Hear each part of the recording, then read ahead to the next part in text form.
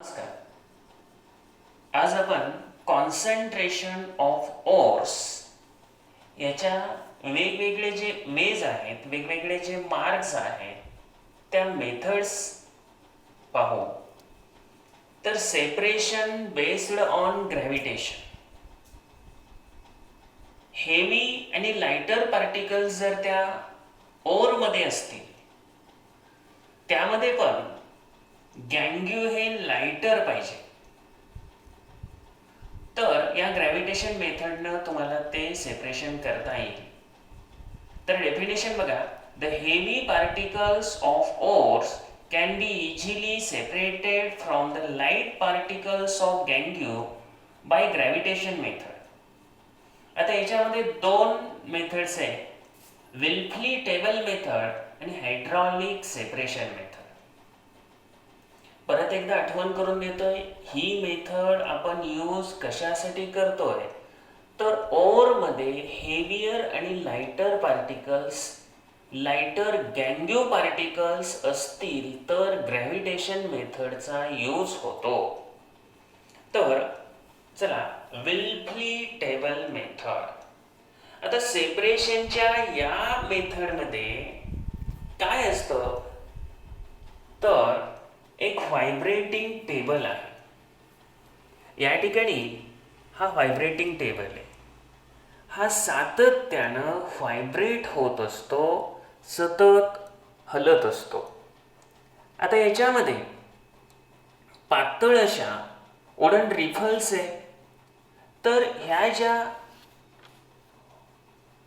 लाकडी पट्ट्या आहेत आणि या वुडन रिफल्स याच्यामध्ये जागा ठेवलेली आहे, स्पेस आहे. त्या स्पेसला स्लिट्स असं म्हटले.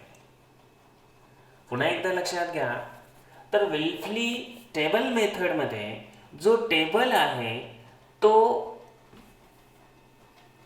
इन्क्लाइन्ड सरफेसवर आहे, तिरपा आहे आणि तो व्हायब्रेटिंग आहे. एक इन्क्लाइन्ड सरफेसवर हा व्हायब्रेटिंग टेबल, म्हणजे हा व्हायब्रेटिंग टेबल इन्क्लाइन्ड आहे. त्याच्यावर ह्या वुडन रिफल्स आहे, त्यांच्यामध्ये जी जागा आहे त्यालाच आपण स्लिट्स असं म्हटलेले. हा टेबल कंटिन्युअसली व्हायब्रेट होत असतो. वरच्या बाजूनं जे पावडर्ड ओर आहे, क्रश केलेलं ओर सोडलं जातं. त्याचबरोबर पाण्याचा जो प्रवाह आहे तो सोडला जातो. पावडर्ड or and a stream of water is released from upper side. Powdered ore सोडलं, त्याचबरोबर पाणी सोडलं जाईल. आता काय होणार याच्यामध्ये, तर जे लाइटर पार्टिकल्स आहेत, गँग्यू पार्टिकल्स आहेत, हे फ्लोईंग वॉटर बरोबर खाली वाहून जातील आणि या ठिकाणी हे गँग्यू कलेक्ट केलं जाईल.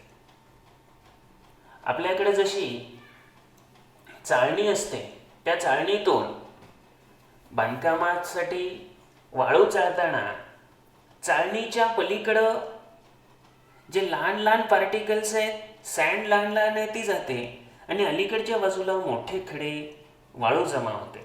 तशाच मेथडनं या ठिकाणी काय होणार आहे, पावडर्ड ओर सोडलं, याच्यामध्ये ज्या स्लिट्स आहेत, त्याच्यामध्ये ज्या फटी आहेत, या फटीमध्ये जे हेवियर पार्टिकल्स आहेत ते इथं राहतील आणि लाइटर पाण्याबरोबर आपोआप खाली निघून जातील आणि मग या ठिकाणी हे गँग्यू जमा होईल. तर या फटीमध्ये, स्लिट्समध्ये राहिलेले जे ओर आहे, जे हेवियर पार्टिकल्स आहेत, हे नंतर सेपरेट करता येतील. या मेथडमध्ये झालं काय, तर गँग्यू लाईट असल्यामुळे पाण्याच्या प्रवाहाबरोबर टेबल व्हायब्रेटिंग आहे, इन्क्लाइन्ड आहे, त्यामुळे लाइटर तेवढे निघून गेले आणि जे हेवियर आहेत ते हेवियर इथं थांबले आणि हे या ठिकाणी तुम्हाला सेपरेट करता येतात. याला हेवी पार्टिकलला या वुडन रिफल्सनी ब्लॉक केलं आणि ते या स्लिट्समध्ये जमा झालं. त्यानंतर हे तुम्हाला सेपरेट करता येईल. विल्फली टेबल मेथड परत एकदा आठवण करून देतोय, गँग्यू लाइटर असायला पाहिजे आणि जो ओर आहे तो हेवियर असायला पाहिजे. तर या पद्धतीमध्ये टेबल व्हायब्रेटिंग पाहिजे, इन्क्लाइन्ड पाहिजे आणि मधल्या स्लिट्समध्ये हेवियर ओर जमा होईल. आता दुसरी मेथड आहे हायड्रॉलिक सेपरेशन मेथड. आता हायड्रॉलिक सेपरेशन मेथड या मेथडमध्ये आता आपली जी गिरणी असते, जी मिल असते, सेम त्याच पद्धतीने गिरणीमध्ये त्या ठिकाणी धान्य आपण टाकायला जे व्हेसल असतं तसंच आहे सगळं. Tapering vessel similar to grinding mill. या बाजूला हे टेपरिंग होत आलेले, हे निमुळतं होत आलेले. गिरणीमध्ये कसं आपण वरून धान्य टाकतो त्याच पद्धतीने याच्यामध्ये पावडर्ड ओर वरून टाकायचं. आता पावडर्ड ओर वरून टाकायचं आहे. टेपरिंग व्हेसल आहे. It opens in a tank like container. Tank like कंटेनरमध्ये ओपन होईल. आता याला वॉटरसाठी अप्पर साईडनं आणि लोअर साईडनं 2 आउटलेट आहे. आता या ठिकाणी काय होणार आहे, वॉटर आतमध्ये सोडलं जाणार आहे.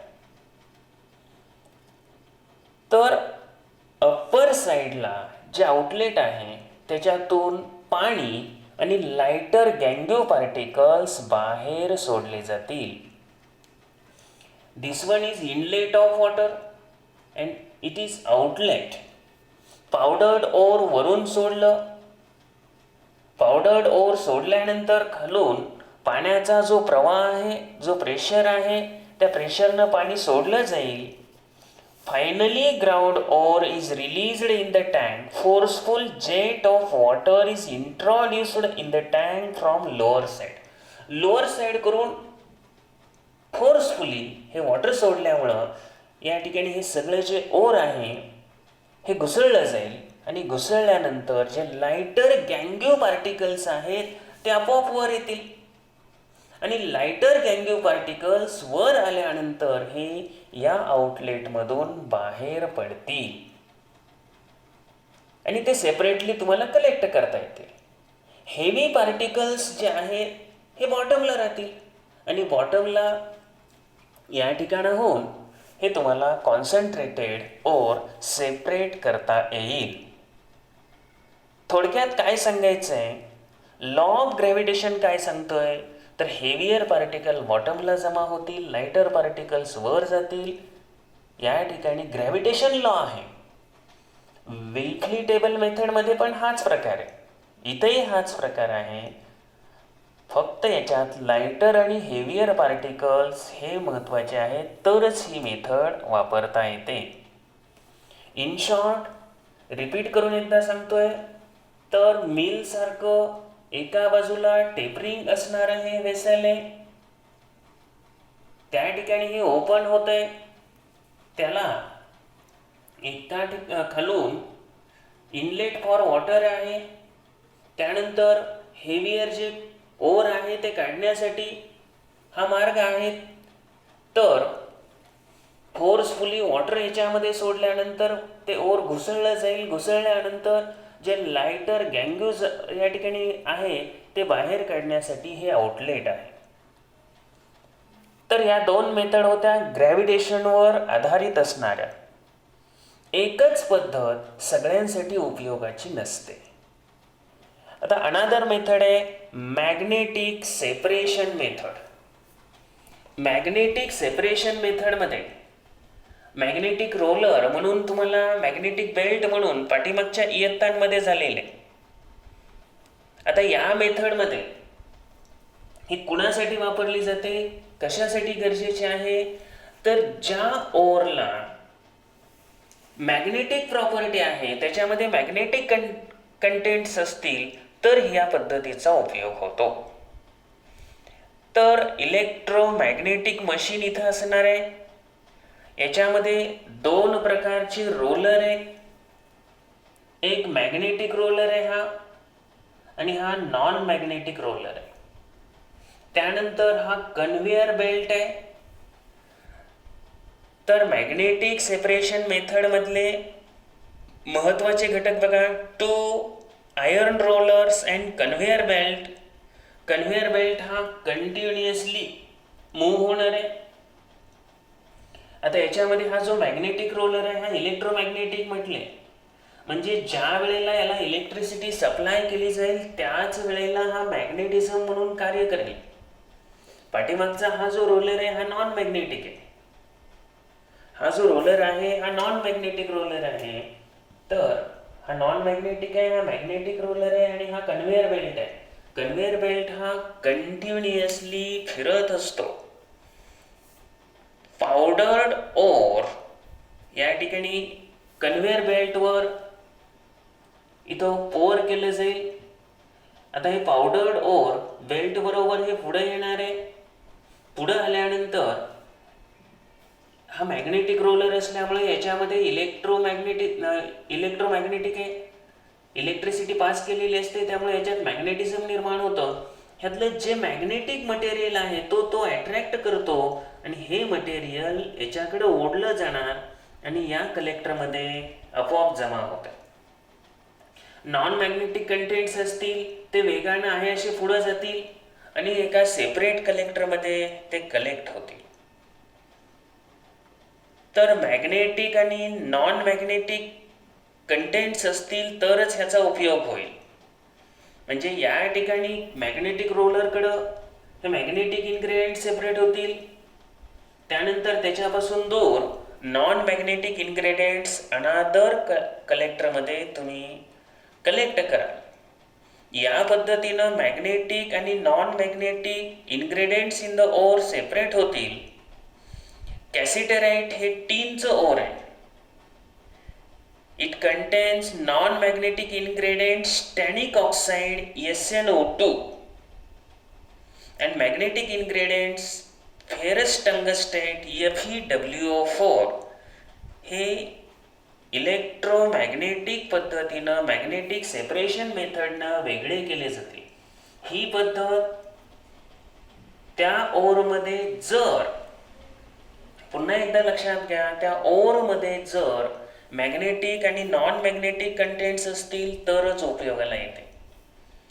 त्यानंतर तिसरी मेथड आहे froth flotation method. Froth flotation method पहिल्या पद्धतीमध्ये ह्या दोन होत्या. त्यानंतर ही दुसरी आणि आता तिसरी फ्रॉथ फ्लोटेशन मेथड. आता याच्यामध्ये दोन प्रॉपर्टी महत्वाच्या आहेत, दोन अपोजिट प्रॉपर्टीवर हे आधारित आहे, हायड्रोफोबिक आणि हायड्रोफिलिक. हायड्रोफिलिक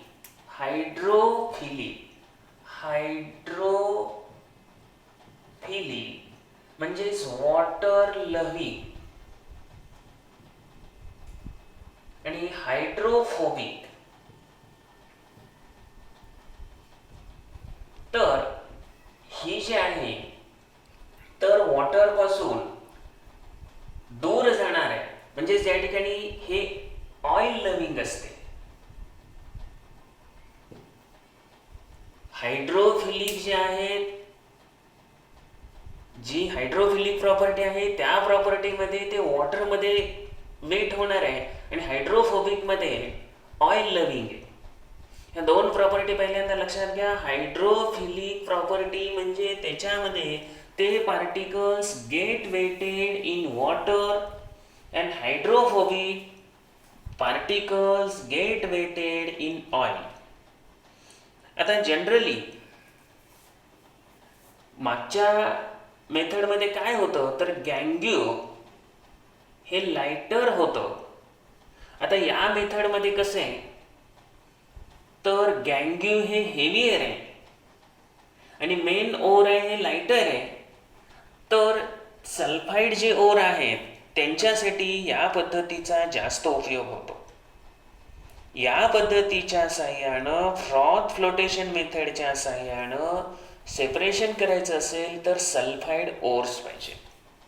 म्हणजे या सल्फाइड ओरमध्ये मेन ओर हे लाइटर असेल आणि गँग्यू हेवियर असेल. हा त्यांच्यामधला मेन डिफरन्स आहे. तर फायनली ग्राउंड बारीक दळलेलं, बारीक भुकटी असलेलं जे ओर आहे ह्या बिग कंटेनरमध्ये ओतलं जाणार, ज्याच्यामध्ये ॲम्पल वॉटर म्हणजे भरपूर पाणी असेल. त्या पाण्यामध्ये हे पावडर्ड ओर वरून ओतलं जाईल. त्यामध्ये व्हेजिटेबल ऑइल सच एज पाईन ऑइल, युकॅलिप्टस, निलगिरी ऑइल, पाईन ऑइल त्याच्यामध्ये ॲड केलं जाईल. ह्या ऑइलचा जो यूज असतो कशासाठी, तर फ्रॉथ तयार करायचं आहे, फोम तयार करायचं आहे, फेस तयार करायचं आहे, त्याच्यासाठी हे युकॅलिप्टस ऑइल ओतलं जाईल. ऑइलचा यूज लक्षात घ्या. वरून प्रेशराइज्ड एअर त्याच्यामध्ये ब्लोन केली जाणार आहे. प्रेशराइज्ड एअर त्याच्यात ब्लोन केल्यामुळं फेस तयार होईल. आणि याचबरोबर एजिटेटर जो फिरत असतो, पंखा असला तरी सुद्धा या ठिकाणी चालेल, तोच आहे, त्या प्रकारचाच आहे. हा रोटेट होतोय म्हणजेच ते ओर ढवळलं जात आहे. आणि ढवळलं गेल्यामुळं एजिटेटर जेवढा पाहिजे तेवढा रिक्वायरमेंटनुसार फिरवा. Bubbles are formed due to blown air. वरून सोडलेल्या हवेमुळे याच्यात एअर बबल्स तयार झाले. आता सुरुवातीला सांगितलं होतं या सल्फाईड ओरमध्ये एक भाग ऑइलमध्ये वेट होतो आणि एक भाग वॉटरमध्ये वेट होतो. ऑइलमध्ये वेट होणारा आणि वॉटरमध्ये वेट होणारा हा जो पार्ट आहे हे नीट लक्षात घ्या. मेन ओर हे वरून काढलं जाणार आहे आणि गँग्यू हे खालून काढले जाणार आहे. एजिटेशनमुळं फोम तयार होतो. वॉटर आणि एअर बबल्स या ठिकाणी तयार होतात. Foam rises to the surface of water आणि त्यातून ते कॉन्सन्ट्रेटेड सल्फाईड ओर तुम्हाला सेपरेट करता येईल. तर जे गँग्यू असेल तर हे बॉटमकडून बाहेर काढता येतं. सल्फाईड ओरसाठी या मेथडचा उपयोग केला जातो. या मेथडला फ्रॉथ फ्लोटेशन मेथड असं का म्हणतात, तर इथं फ्रॉथ फोम तयार होतो, तो फ्लोट होतोय आणि फ्लोट झालेला फोम फ्रॉथ बाजूला कलेक्ट करता येतो. ही मेथड सल्फाईड ओरसाठी आहे. Particles of certain sulphide ore float with foam on water as they preferentially get wetted by oil. आता या पद्धतीनं कॉन्सन्ट्रेटेड झिंक ब्लेंड ZnS आणि कॉपर पायराईट CuFeS2 यांचं कॉन्सन्ट्रेशन करण्यासाठी ही मेथड आहे. आता याच्यामधली लास्ट मेथड आहे लिचिंग मेथड. तर ही पद्धत आपण पुढं कॉन्सन्ट्रेशन ऑफ बॉक्साईट ॲल्युमिनियम ओरमध्ये वापरणार आहोत. या मेथडमध्ये काय केलं जातं, तर पहिल्यांदा ते ओर सर्टन सोल्युशनमध्ये लॉंग टाईमला सोक केलं जातं. लिकिंग मेथड जी आहे या मेथडमध्ये ॲल्युमिनियम, गोल्ड, सिल्वर हे त्यांचं जे ओर आहे हे ओर ओर क्रश करून त्या ठिकाणी प्रामुख्यानं परत एकदा लक्षात घ्या, लॉंग टाईम या ठिकाणी ते काय केलं जातंय, सोक केलं जातंय. तर लिकिंग मेथडमध्ये जे ॲल्युमिनियमसाठी, गोल्डसाठी, सिल्वरसाठी या मेथडचा उपयोग केला जातो. सर्टन सोल्युशनमध्ये लॉंग टाईम ते काय करायचंय, सोक करायचंय, भिजवायचंय. आता भिजवल्यामुळं काय होणार आहे, तर ore dissolves in the solution. त्यात केमिकल रिॲक्शन घडून येते आणि ते ओर डिझॉल्व होतं, ते विरघळतं. आता गँग्यू त्याच्याबरोबर रिॲक्ट होत नाही, ते फिल्टर्ड करून तुम्हाला काढून घेता येतं. तर लिचिंग मेथडमध्ये परत एकदा नीट लक्षात घ्या, जे गँग्यू आहे हे त्याच्यामध्ये डिझॉल्व होत नाही. It can be separated. तर जे मेन ओर आहे ते केमिकल रिॲक्शन होऊन त्याच्यामध्ये डिझॉल्व्ह होतं. It can be separated. For example bauxite. तर बॉक्साईटमध्ये हे पाण्यामध्ये सोक करा, ते भिजवा आणि भिजवल्यानंतर लिकिंग मेथडच्या साह्यानं त्याच्यामध्ये सोडियम हायड्रॉक्साईड किंवा Na2CO3 वापरलं जातं. त्यामध्ये हे main ingredients aluminium oxide dissolve होतं, ॲल्युमिनियम हायड्रॉक्साईड तयार होतं. तर जे गँग्यू आहे, सिलिकॉन डायऑक्साईड असेल, आयर्न ऑक्साईड असतील, हे सेपरेट करता येतात. तर अशा रीतीनं कॉन्सन्ट्रेशन ऑफ ओरच्या ह्या मेथड्स आहेत. पुन्हा पुन्हा वाचा, निश्चितपणे लक्षात येतील. त्यातले बेसिक टेक्निक लक्षात घ्या. Thank you very much.